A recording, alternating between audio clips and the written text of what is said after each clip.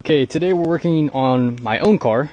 So when I'm driving on the highway and I turn left, I hear this really bad roaring noise.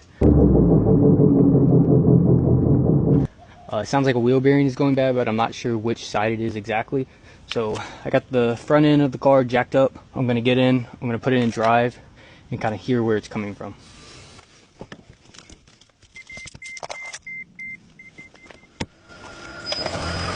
Okay. It's not really going fast enough for me to hear noise.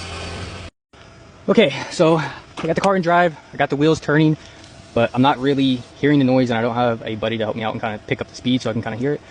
I'd recommend probably using a screwdriver, but I don't have one with me right now, so I'm just going to take this piece of metal and go underneath the wheel, and the wheel bearing is right here, so I want to kind of place it near there, and then you want to put your ear up to this and see if you can kind of hear it. So if I put my ear up, I can hear it kind of growling.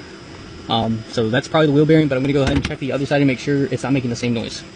Okay, I'm at the other side and kind of place it on the knuckle and put my ear up to it, and it's not making a growling noise at all.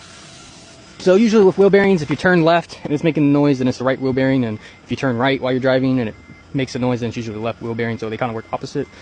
So the fact that I'm turning left and it's making a noise and I'm hearing the growling noise with this, my right front wheel bearing is the wheel bearing that is bad, so that's what I'm going to change out.